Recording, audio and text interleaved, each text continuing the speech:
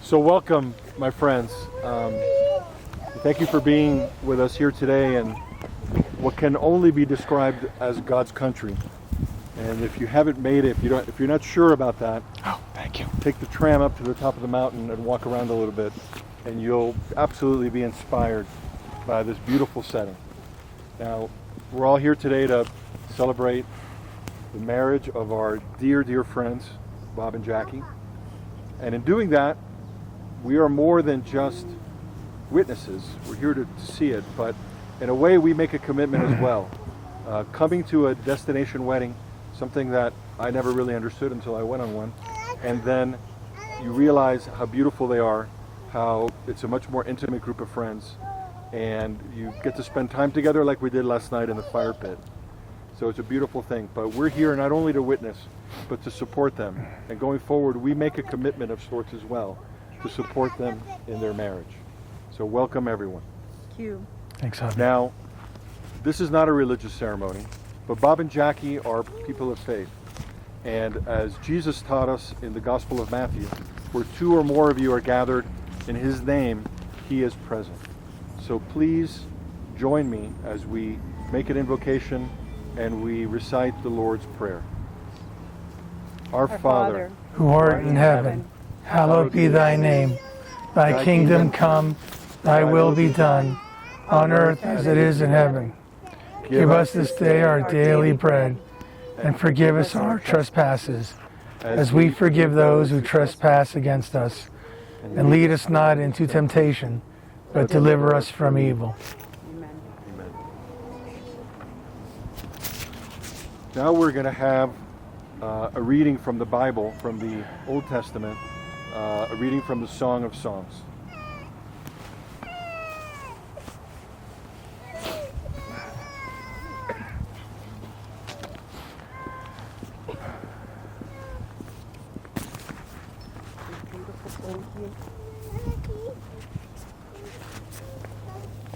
Song of Songs 2:10-13. My beloved spoke and said to me, "Arise, my darling, my beautiful one, come with me. See, the winter is past. The rains are over and gone. Flowers appear on the earth. The season of singing has come. The cooing of doves is heard in our land. The fig tree forms in early fruit. The blossoming vines spread their fragrance. Arise, come, my darling, my beautiful one, come with me." Thanks, Javi. Thank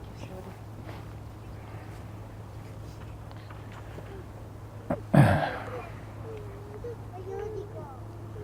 So Bob and Jackie have selected a poem they wanted to be read in this ceremony. And it's a beautiful poem by E.E. Cummings, and it's called I Carry Your Heart With Me. I carry your heart with me.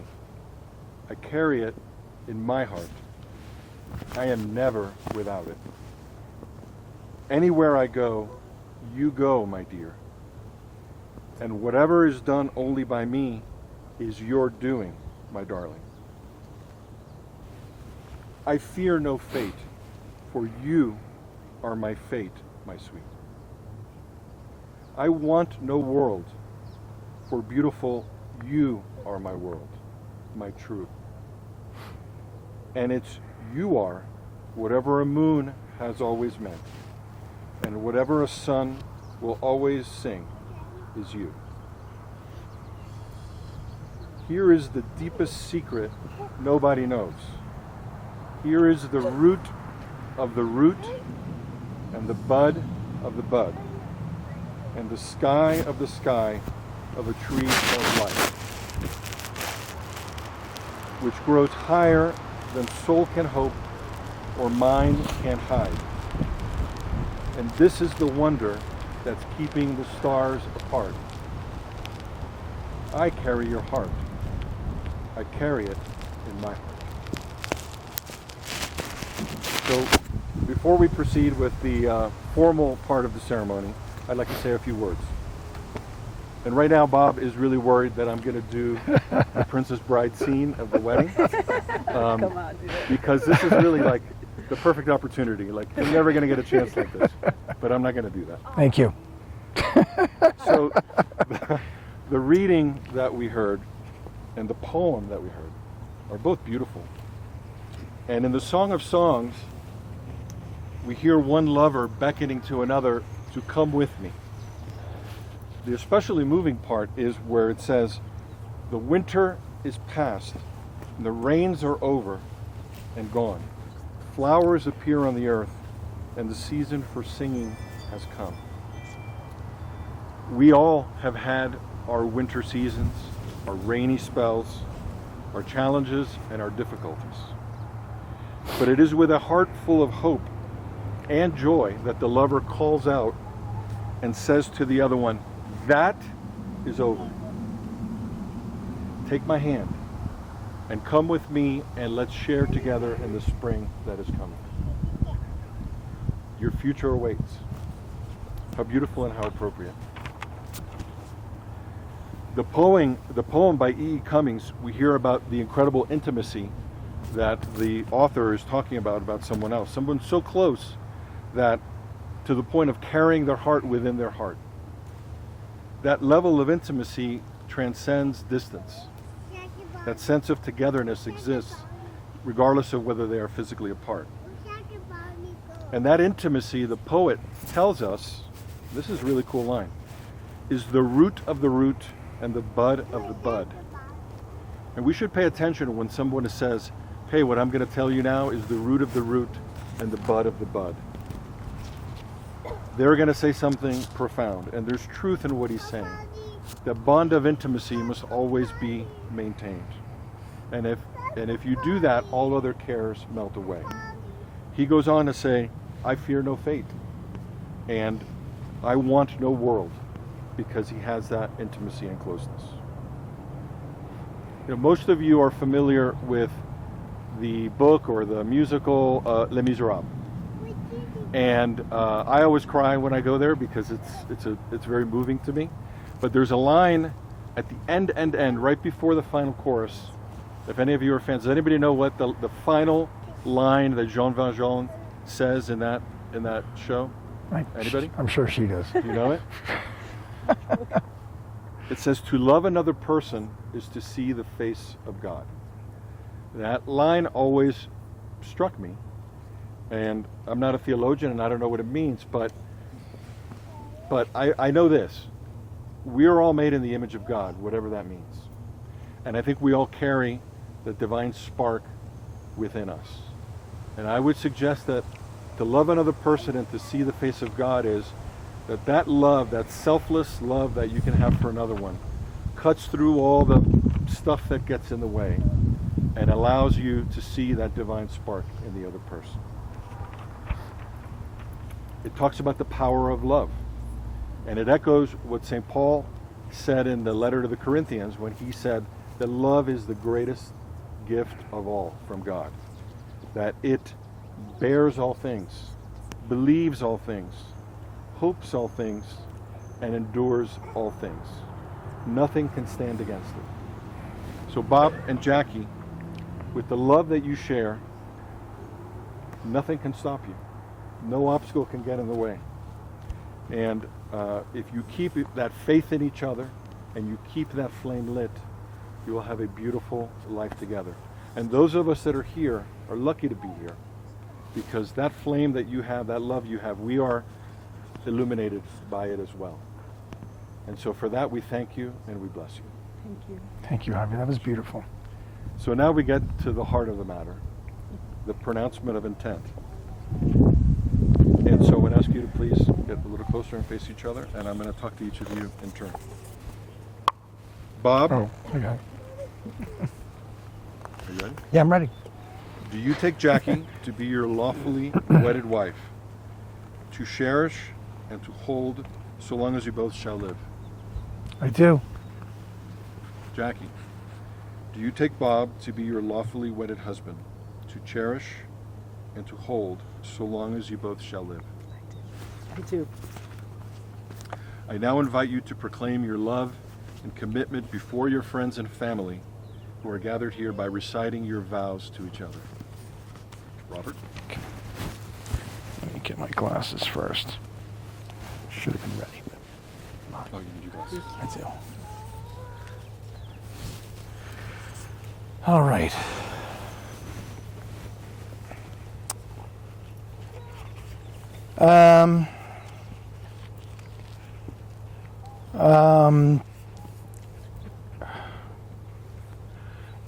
I'm afraid I'm a little bit at a loss for words. Michael, can you help me out?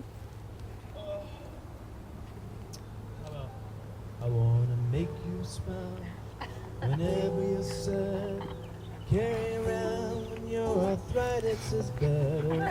All I wanna do is grow old with you. Am I right? Perfect. All right. So, do not urge me to leave you or to return from following you. For where you go, I will go. And where you lodge, I will lodge. Your people shall be my people, and your God, my God. Where you die, I will die, and there will I be buried. So, as some of you predicted, Marcus Aurelius observed that it is the nature of the universe that all things take place by change, and that above all else, the universe loves nothing more than to change the things that are and make new things of them that are like them, only better. And so it is now with us. Oh, God.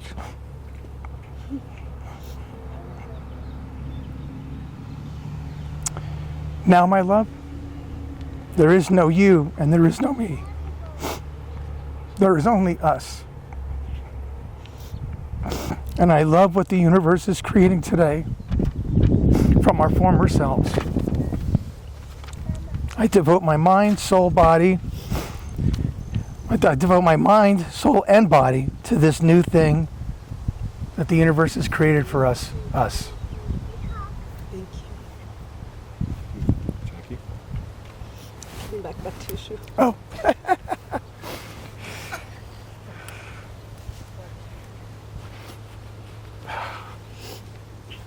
Do not urge me to leave you or to return from following you.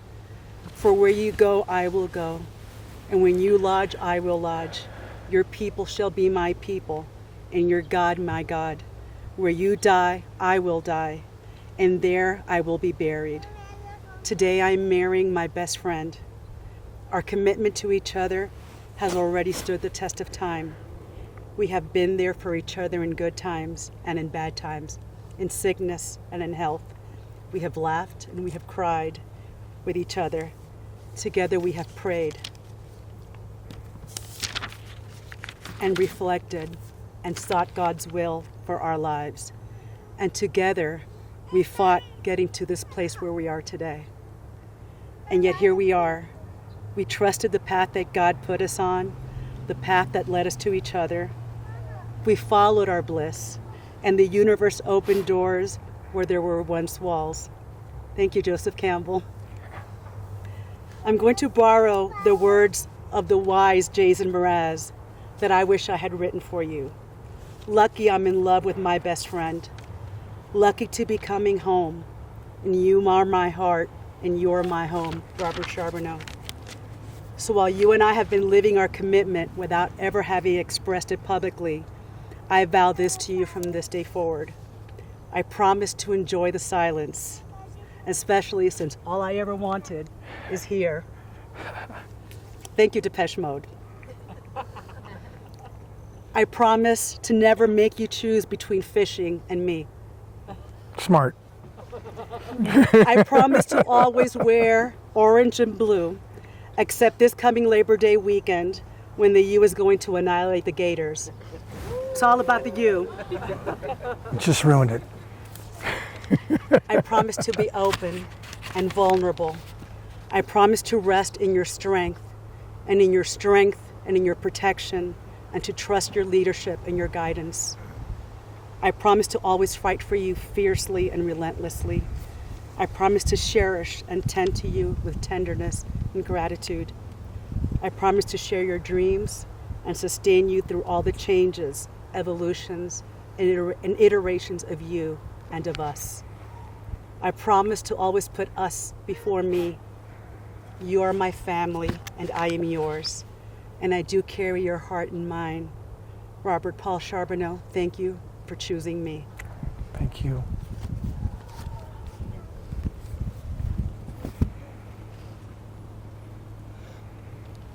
The wedding ring is a symbol of eternity.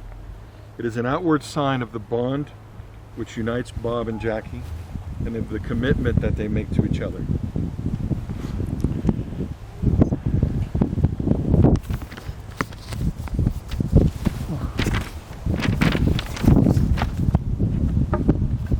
Could have done a better job about the wind. Yeah, sorry.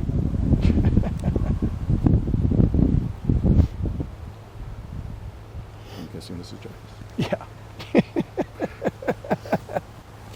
Okay, Bob, please place the ring on Jackie's finger and repeat after me. Jackie, receive this ring as a sign of my love and fidelity. Jackie, receive this ring as a sign of my love and fidelity.